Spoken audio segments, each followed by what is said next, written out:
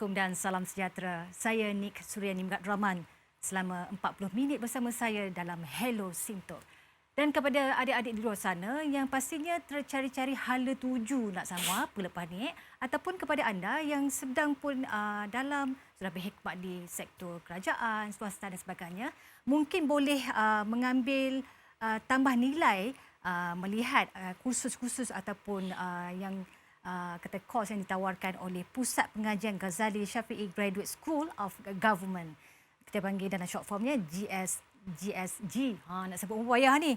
Dan di studio saya perkenalkan dua orang kuat iaitu Dekan Profesor Dr. Rusdi Omar dan di sebelah hujungnya pula adalah Profesor Madya Dr. Muhammad Naim Aziz. Ya. Terima kasih kedua-dua. Saya faham dengan kata waktu yang begitu dekat baru bagi tahu dah boleh terima undangan kami. Terima kasih Profesor sudi bersama kami. Terima kasih. Mungkin saya bermula dengan Dekan lah Profesor. Boleh perkenalkan sedikit dari segi latar belakang kata pusat pengajian ini sendiri. Okey, Assalamualaikum warahmatullahi taala wabarakatuh dan salam sejahtera. Terlebih dahulu saya ingin mengucapkan ribuan terima kasih kepada pengacara Suryani kerana menjemput GJSG dan saya dan rakan saya ke program Hello Sintok. Ini program yang orang kata boleh memberi orang kata visibility kepada GJSG untuk dikenali dengan lebih dekat lagi di mata masyarakat dan sebagainya. Untuk pengetahuan GJSG ini ditubuhkan pada tahun 2010. So sehingga kini hampir 13 tahun. 13 tahun.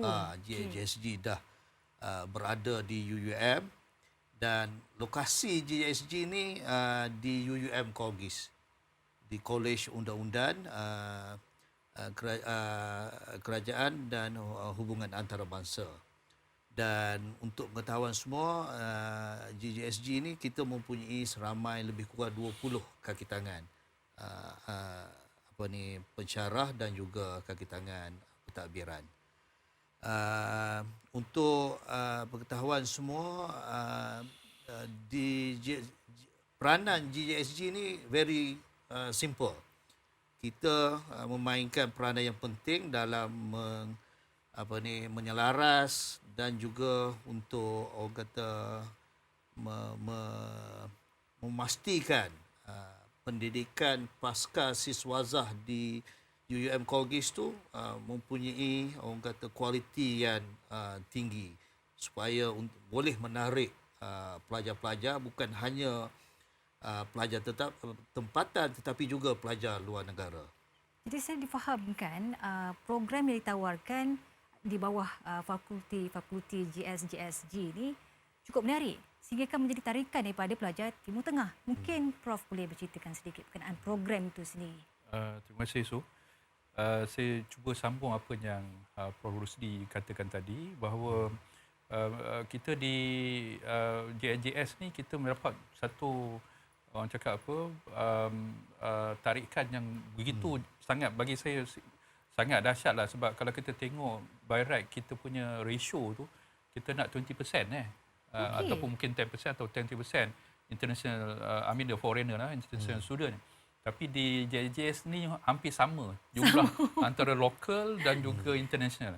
So di situ bagi saya satu pencapaian yang amat baik dengan networking yang kita ada dan sebagainya. Dan kita sebenarnya dalam UUM ni kita yang tinggi lah dari segi jumlah international student, especially daripada Middle East dan juga China dan juga ada neighboring country lah, Thailand, Indonesia pun ada. Kita ada juga. So itulah engagement lah, kita ada engagement dengan embassy dan sebagainya. Itu ada cara lah kita punya marketing kita. Student pun mainkan peranan, student kita, alumni kita di luar negara apa semua mainkan peranan. Jadi student contohnya saya fokuskan kepada mereka yang di luar negara. Kita ada daripada China, kita ada daripada Arab sendiri. Kursus apa yang mereka mungkin menarik minat mereka untuk belajar di pusat pengajian ini? Okey, untuk pengetahuan Su, di GSG ni kita ada 4 school, 4 pusat pengajian. Pertama, pusat pengajian kerajaan, kedua, pusat pengajian antarabangsa, ketiga, pusat pengajian undang-undang dan Okey. keempat, pusat pengajian pengurusan pelancongan, hospitality dan event management. And then dalam 4 pusat pengajian ni kita ada lebih kurang 14 program master.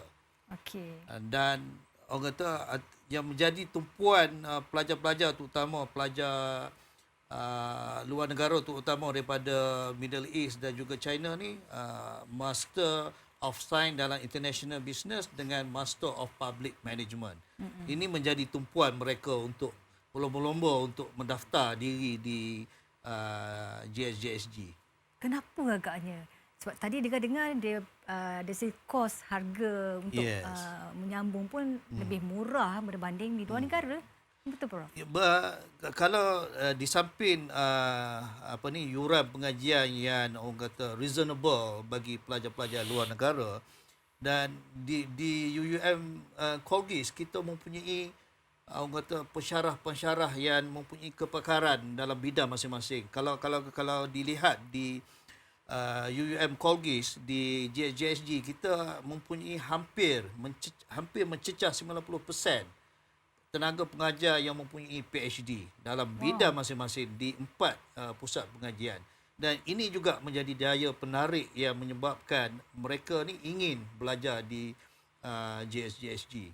Di samping yuran yang orang kata bagi mereka, kalau nak compare yuran di UUM compare dengan pengajian mereka di luar negara atau di negara-negara lain tu, mungkin 5 kali lebih orang kata murah berbanding di tempat yang mereka ingin melanjutkan pengajian mereka.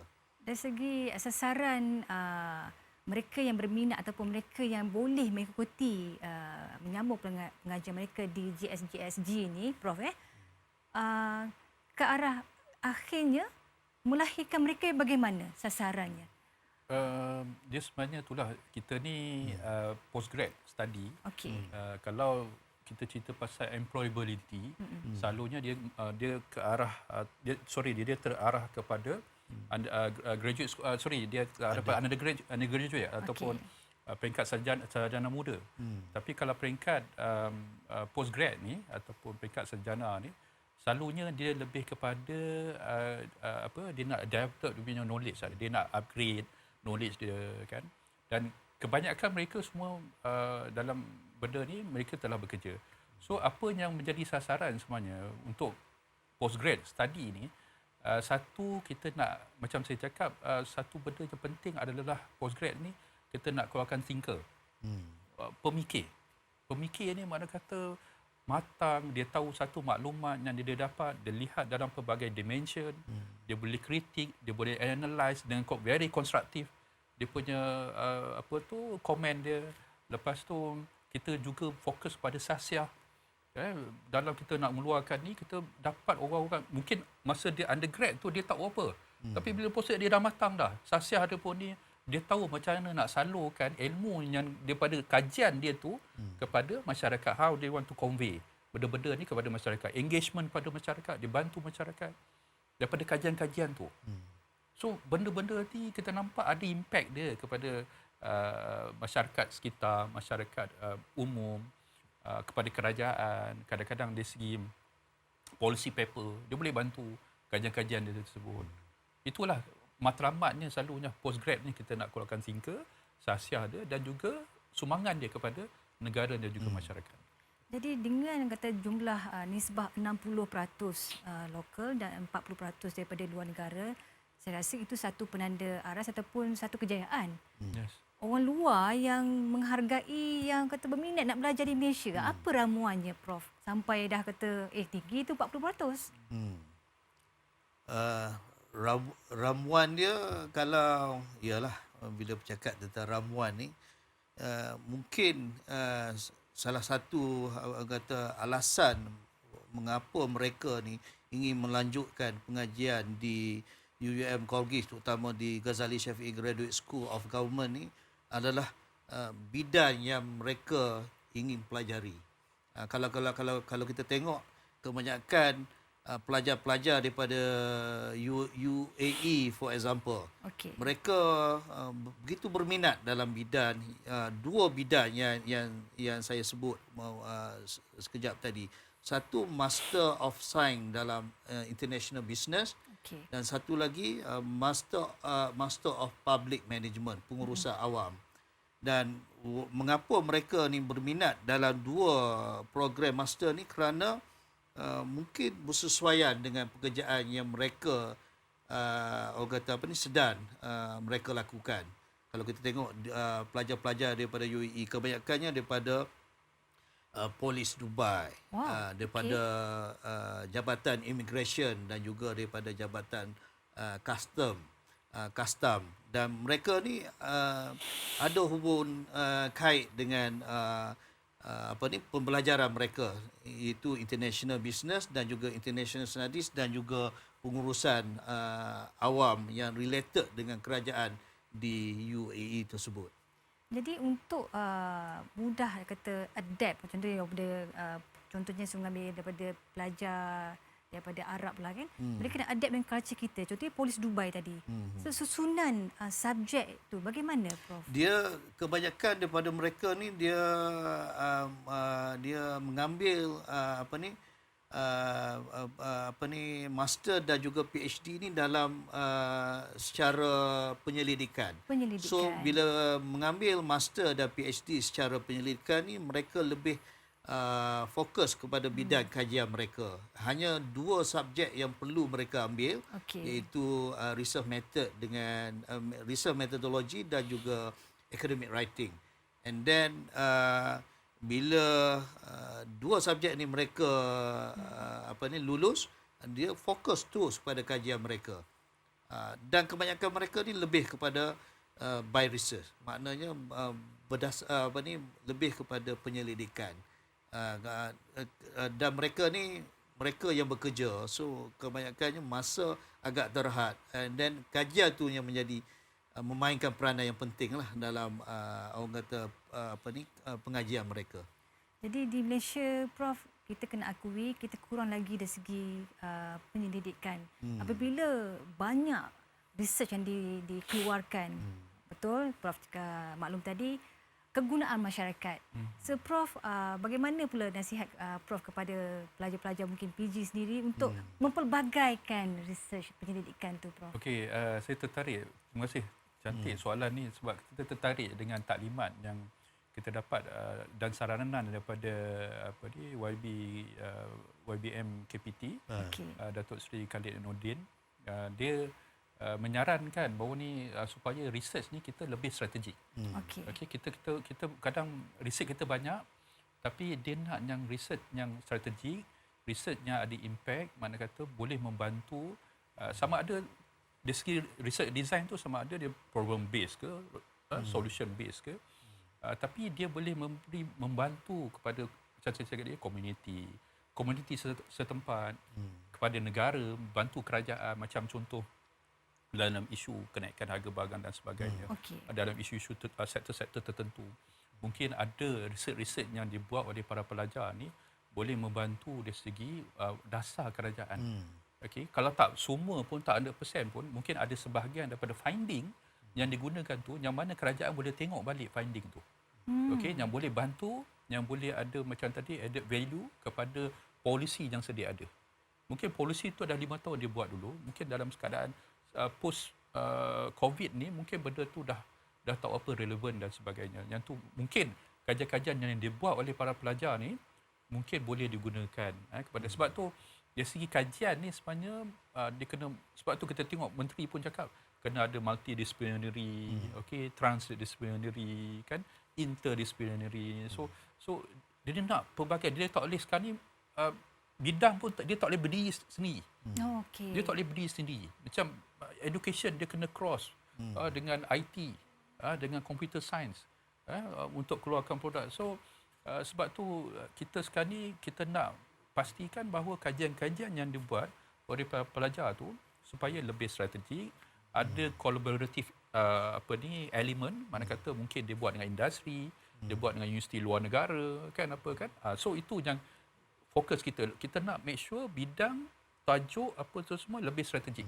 Supaya kita boleh gunakan, kerajaan boleh gunakan finding apa tu. Sebab finding daripada kajian PhD ni satu benda yang 3 tahun, 4 tahun, 5 tahun orang buat, bukan benda yang sekejap. Kan? Sebab dia lebih pada fundamental research, kan. Dan dari situ dia debate, kan, finding tersebut. So mungkin daripada situlah kerajaan, saya rasa kerajaan boleh tengok, boleh gunakan, boleh guna pakai mana-mana yang kajian-kajian yang boleh membantu kerajaan dalam apa jua bidang, apa jua sektor di Malaysia. Jadi Prof, menggariskan dasar dan polisi pusat pengajian sendiri perlulah sedari dengan permintaan industri sendiri. Jadi mungkin dari segi perancangan ke depan, Prof. Kita seperti pandangan daripada saudara saya lah, rakan saya, bahawa nak tak nak kita dengan industri kena coexist. Betul. Sebab kita tak boleh short sendiri. Kebanyakan kita, kalau kita short sendiri, kita tak boleh pergi ke mana. Kita perlu sentiasa bekerjasama dengan industri.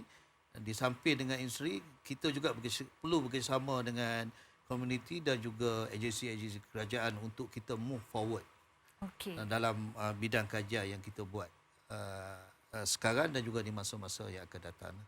Dari aspek penyelidikan, ada geran-geran ditawarkan ke secara dalaman ataupun ada kata bekerjasama dengan mungkin KPT boleh fund untuk certain research, macam mana, Prof? Dia sebenarnya dia geran ni dia banyak. Dia daripada universiti ada, daripada industri ada, daripada government ada, daripada KPT pun ada khusus. So geran tu. So geran-geran ni selalunya ada yang orang cakap dia panggil research hunting lah. So dia cari, dia tengok siapa yang pakar tu, dia tak ada buka lah, dia tak ada open, dia tahu orang ni memang pakar, dia cari tu. Okey. Ada yang jenis ditenderkan lah, So siapa you masuk, you bid, dipilih oleh komiti apa semua, you dapat lah. Dan juga FRJS di bawah KPT. So itu mulai prosesnya agak ni sebab akan dinilai pada peringkat universiti dan peers, mana kata daripada universiti lain, pengkaji-pengkaji yang mungkin rakan-rakan kita orang juga akan pengkaji, akan tengok juga proposal tersebut. So geran-geran tersebut, kalau kita tengok di UUM, khususnya di Ghazali Syafi'i, saya tengok alhamdulillah kita memang ada rakan-rakan kita memang dapat daripada geran-geran international grant, ada dapat daripada NGO, rakan-rakan, dan bahkan Ghazali Syafi'i pun ada dulu, kita ada grant, kita ada buat grant untuk grant-grant yang small grant untuk buat kajian-kajian yang orang cakap yang small, yang kajian-kajian pendek, dalam orang cakap tempoh yang pendek, jangka pendek, kita ada berikan. So memang grant ni memang banyak, dan ada satu tahap you kena berebut lah. Biasalah satu sumber yang kecil kan, you kena berebut lah kat situ kan. So macam-macam lah. Tapi yang penting ada kemauan lah buat kajian, bantu. Kadang kajian kita tu sebenarnya kita boleh bantu student. Sebab student datang kadang-kadang dia tak ada kajian. Jadi dia tak ada tajuk pun. Kita tanya, you nak buat apa? Kita cakap, tak tahu lah. Okey, saya ada satu kajian ni, memang bantu kita sekali. Kita orang cakap kita cooperate lah. Kita cooperate dalam bentuk kajian tersebut. Dia pun dapat manfaat, kita pun dapat manfaat. Okey, jadi selepas ini kita akan bincangkan apakah manfaat di kajian itu kepada masyarakat kita dan ke mana, apakah hasilnya dan cerita kejayaan di sebalik Pusat Pengajian GCGSG bersama Dekan dan juga timbalannya. Kita berhenti rehat, kita jumpa selepas ini.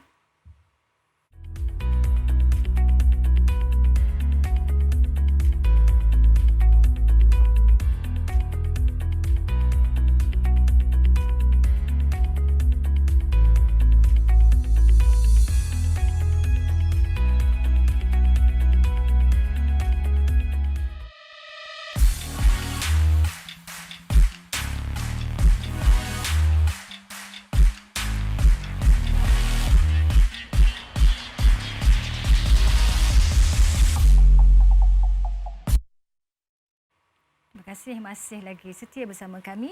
Dan saya perkenalkan dua tetamu saya di studio adalah Profesor Madya Dr. Muhammad Naim Aziz dan juga bosnya Dekan Profesor Dr. Rusdi Omar. Okey, Prof. Tadi masa commercial break tu kita cakap sikit mengenai cerita kejayaan Prof. Bila dah berada di level kata master PhD ni lain. Orangnya lain, bercakap pun lain, melahirkan satu masyarakat yang berkualiti lah Prof. Mungkin sedikit Prof dalam masa mudah boleh berkongsi dengan penonton kita hari ini. Itulah bila kita orang kata further study dalam di peringkat master dan PhD ni, kita yang kejayaan yang paling penting ni kita boleh membentuk pelajar-pelajar ni supaya mereka ni lebih berdikari. Sebab tanpa kita berdikari, saya ingat kita tak akan habis ataupun tak akan dapat menghabiskan pengajian kita. That's why bila mereka ni diterima masuk di JJSG, kita sentiasa memberi peringatan kepada mereka supaya bila orang kata melanjutkan pengajian di peringkat pasca siswazah ni, semua ni perlu pada diri kita sendiri. Maknanya sama ada kita habis atau tak habis ni, perlu kepada kita membuat keputusan sendiri. Inilah masa untuk pelajar-pelajar dia membentuk sasiah diri dia supaya lebih berdisiplin dan sebagainya. Dan kalau tiap kali dalam taklimat kepada pelajar-pelajar baru, saya selalu memberi peringatan kepada mereka supaya bila belajar di peringkat pasca siswazah, mau tak mau kita kena ada satu orang kata attitude yang ingin mengubah diri kita. Tanpa kita mempunyai attitude yang positif, kita tak akan pergi ke mana-mana.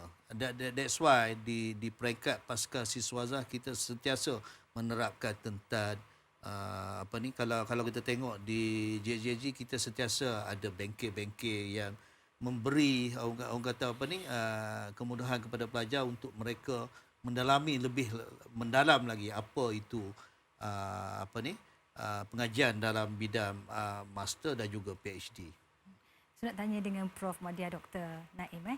Jadi apabila kata seoranglah orang yang dah berkerjaya, tak salah pun menyambung ke pengajian kan. Jadi ada dari segi bezanya lah Prof. Sebelum dan selepas. Mungkin berkongsi sikit dengan kami Prof. Dia dari segi fizikalnya mungkin ada juga. Rambut beruban kan. Nak buat PhD ni kan. Wow, baca. Kaji. Sebab tu selalunya dulu kita pun buat PhD pun orang cakap kesan PhD ni ada dua kan. Satu rambut putih, tak rambut putih, rambut botak. Kan? Tak rambut putih atau botak. You pilih dua. Dia kat jarang kalau orang balik PhD ni tak ada perubahan. Okey. Alamak, takut dah Prof. Okay. So sebenarnya kita tengok memang ada. So sebab tu saya cakap kadang mentaliti masa undergrad tu dia orang spoon feeding apa semua bagi. Bila macam Dekan cakap tadi pelajar-pelajar bila masuk postgrad ni they have to independent. Dia banyak independence terutama yang by research kan. So mereka dan masa tu juga mereka belajar cara untuk macam mana desi interaksi dengan supervisor. So supervisor mainkan peranan yang penting di situ untuk determine dia punya topik, area, aspek, elemen apa tu semua ada supervisor yang akan determine. So kat situ sebab bila kita tengok kadang-kadang pelajar ni masa undergrad dia agak malu-malu. Tapi bila masa postgrad ni dia banyak student centered learning. Dia banyak lebih dulu kalau tidak mungkin 50-50.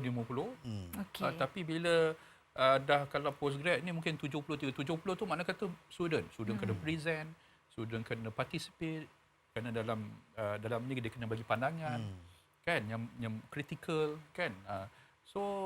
Dan kita juga dapat kadang pelajar-pelajar alumni kita di kalangan pembuat dasar, pengubal undang-undang kan, dia pun cakap dengan saya, dia cakap Prof, kita ni doktor, kita ni apa, kadang saya rasa alhamdulillah lah bila saya habis PhD itu, sebab dia PhD ni dia proses tau.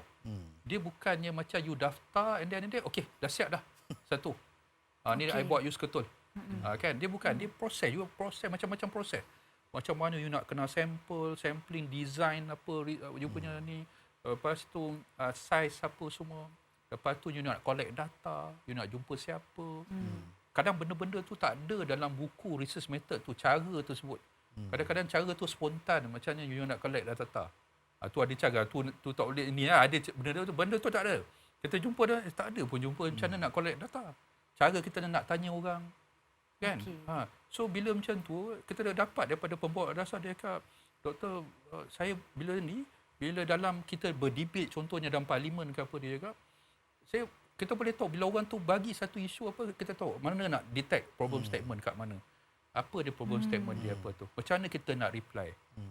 So dia punya mentality pun tak ada sebagai you perempuan, rasa you tak ada sembrono main bantai. Kan mana kata statement tu agak berhemah sikit. Nampak dia punya intellectual punya effort tu ada kat situ. Jadi saya nak tanya Dekan, dengan persediaan GSG ni dengan menghadapi kata perubahan teknologi dengan begitu pantas so ada tak yang nak explore ke arah lebih kata mesra kepada orang-orang muda? Itulah kalau kita JSG ni kita galakkan orang muda untuk melanjutkan pengajian ke peringkat master dan juga PhD. Dan orang kata apa ni, instrumen yang kita guna sekarang ni, ramai yang bercakap tentang artificial intelligence, and then untuk pengetahuan semua, kita pun ke arah UUM, Universiti Utara Malaysia, bukan hanya JSG ya, UUM per se ke arah nak, orang kata it's like kita nak buat it's like a smart campus. Semua mungkin di masa-masa depan ni kelas pun kita akan buat secara virtual classroom. Maknanya everything semua di jari kita. Kelas mungkin kita buat di UUM, pelajar-pelajar kita berada di negara mereka. Itu kita sekarang ni menuju ke arah yang orang kata what we call it smart campus. Smart campus ni kita nak, bila bercakap tentang smart campus, kita nak buat tentang smart campus ni perlu orang kata apa ni, belanja yang besar. And then kita nak tak nak, kita kena move forward ke arah yang lebih, orang kata mesra anak-anak muda ni. Sebab anak muda ni everything dia through gadget dia. So nak tak nak, saya tak nafi. Kita di JSG kita bukan hanya galakkan mereka yang orang kata dah bekerja, yang habis first degree pun kita galakkan untuk mereka ni sambung belajar untuk melanjutkan pengajian ke peringkat yang lebih tinggi. That's why kalau kita tengok bila pelajar ni dia habis undergrad, kita di JJG kita akan offer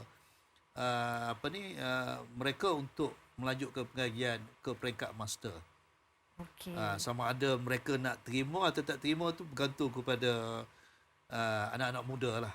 Tapi saya dan juga pihak di JJG kita menggalakkan pelajar, terutama anak-anak muda ni, untuk sambung belajar di peringkat yang lebih tinggi. Kerana kalau kita tengok dalam keadaan sekarang ni, peluang pekerjaan, graduate employability semakin semakin orang kata menguat dan sebagainya.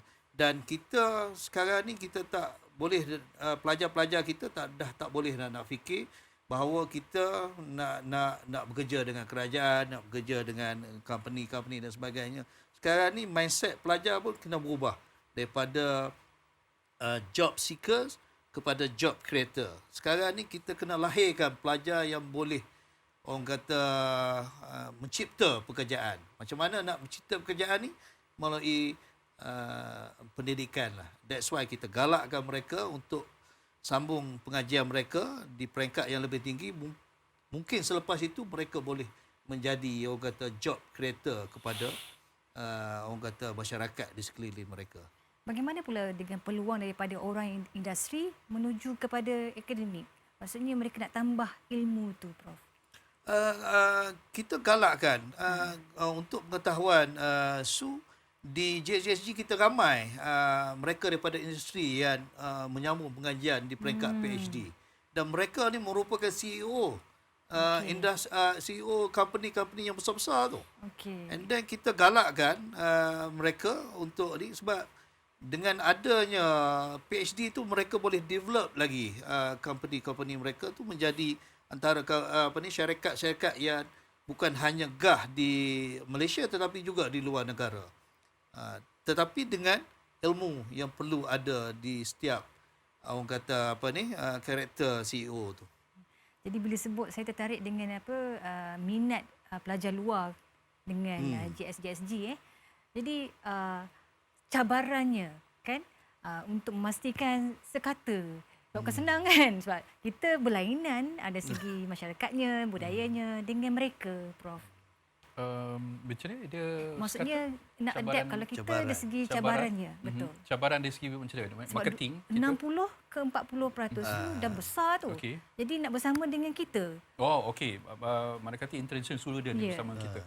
So cabaran ni kita of course lah, kalau kita cerita pasal migran ni, kan diorang ni merupakan salah satu kategori migran lah.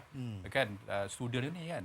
So cabaran dia so far tak apa sangat lah kita rasa cabaran. Sebab dari segi isu budaya, diorang pun diorang ni cuba assimilate juga dengan kita. Diorang pun makan apa yang makan, menu-menu kita pun diorang makan.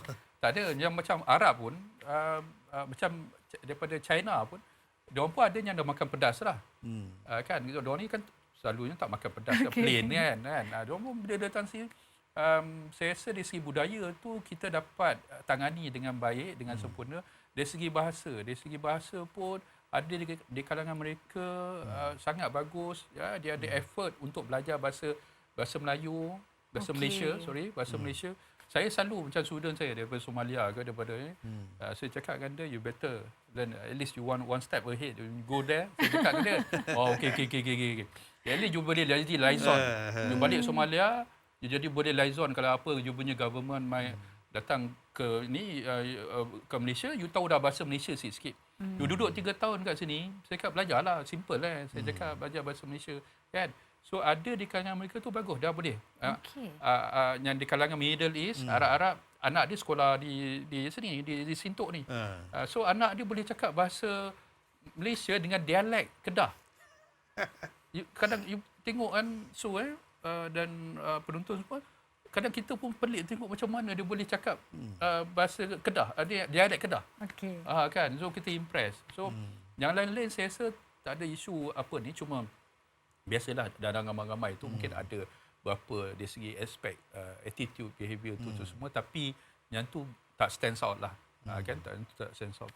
Cuma UUM ni so far alhamdulillah lah, saya rasa tak ada kita isu-isu yang melibatkan crime di kalangan foreign student ni, tak ada. So dari segi cabaran kita tengok ni, cuma cabaran tu satu lagi, make sure diorang ni habis, kena belajar sampai habis. Itu cabaran diorang ni. Sebab ada yang hilang, ada aku takut sebab ada juga tapi kes terpencil lah. Yang pergi kerja, pergi KL kan, pergi kerja kan. So itulah. Tapi yang tu tak ramai lah, dan 1-2. Tapi 1-2 orang tu yang kalau kita pening kepala. Betul. Kan, mana dia ni hilang apa, daftar hilang. Kan? Lepas tu 2-3 sem lagi dia datang balik jumpa kita. Kita dah disconnect lah. Kan? So ada benda-benda macam tu lah. Tapi so far dekat UUM ni, si cabaran international student ni kita rasa tak ada apa, dan kita rasa lebih bagus sebab budak-budak kita lokal ni dia boleh campur tau, dia boleh integrate dengan budak-budak dia boleh communicate, lepas tu boleh upgrade dia punya communication language apa semualah. So Prof nak tanya dari segi perancangan ke depan lagi sekali, dari segi plan untuk memastikan kalau 60-40 tu dah mungkin bertambah lagi ke untuk kekal di tahap itu. Nak ngekal susah tu. Betul. That kalau kita tengok di JJSG ni, kita untuk nak meningkatkan pelajar luar negara, terutama daripada di Middle East, China, Indonesia dan sebagainya. Kita nak tak nak promosi kita kena kita kena perbanyakkan. Sebab promosi inilah orang kata antara nadi untuk kita nak tambah pelajar, terutama pelajar luar negara lah. And then facilities kita di UUM, saya ingat nak compare dengan universiti lain, kita lebih ke depan berbanding dengan universiti lain. Kalau kita tengok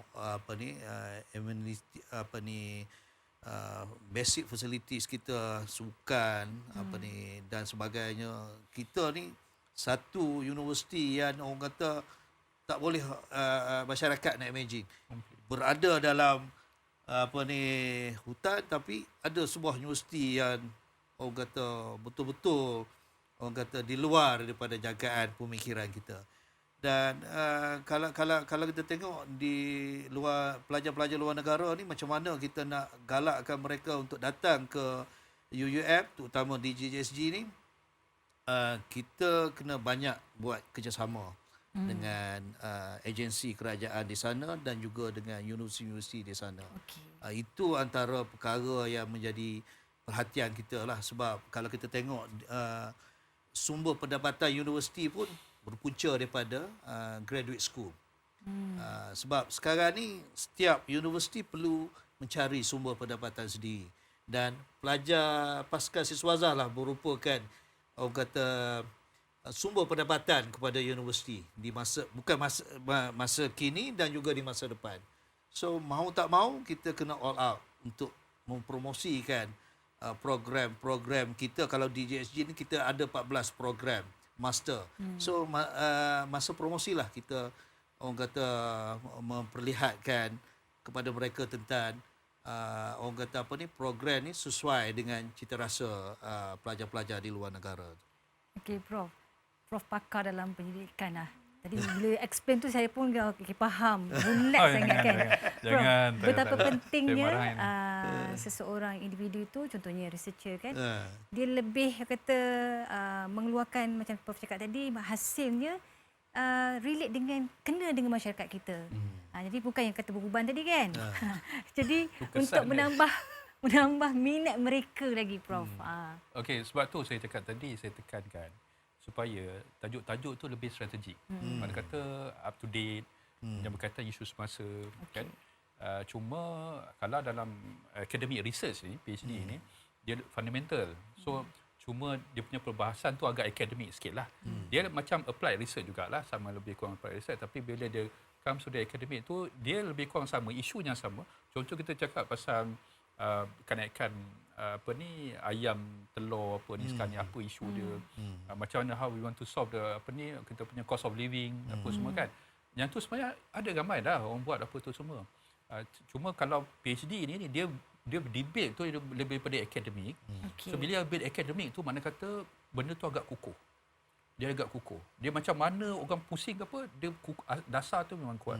So sebab tu saya cakap tadi, tajuk-tajuk area yang kita nak buat tu biarlah up to date, biar lebih strategik, biar orang cakap apa yang ada demand di mana kita boleh bantu siapa industri ke apa. Macam kata kalau engineering, kalau kita tak ada sini engineering, kalau universitinya ada engineering, dia buat satu benda tu, mana kata dia punya output tu boleh bantu kilang. Boleh mengurangkan apa isu-isu kita dapat di kilang dan sebagainya. Kita keluar tu, tapi kita masih beli lagi dekat Jepun, dekat US kan, mesin-mesin apa semua. Tapi banyak sebenarnya kita mesin-mesin apa yang ada dipanggil sains and matematik teknologi ni. Dan dia banyak keluar akan produce macam-macam. So itu yang kita nak tekankan, supaya tajuk tersebut, area tersebut yang up to date, yang agak strategik, supaya kita boleh berkongsi.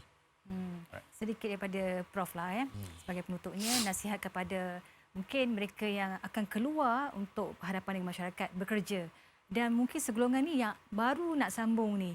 Jangan macam Prof cakap tadi, jangan tak habis pula kan nak mencari kan. Nasihat Prof lah. Okey, nasihat saya mudah ya.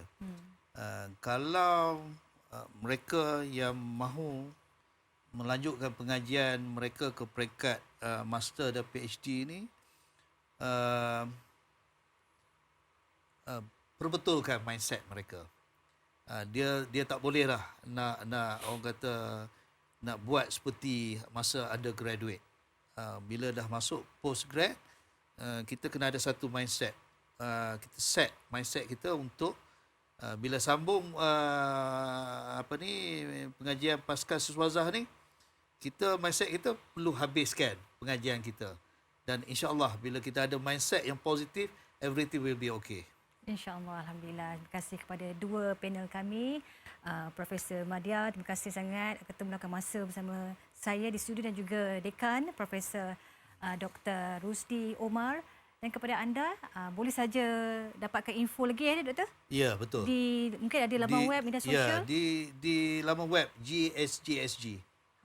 Tekan je GSGSG untuk dapatkan info, nak masuk ke, nak explore lagi mana nak sambung ke, boleh saja layari di media sosial.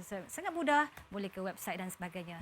Dengan itu, sekian dahulu daripada saya, Nik Suriani Mukat Rahman. Kita jumpa lagi di Hello Sinto. Assalamualaikum.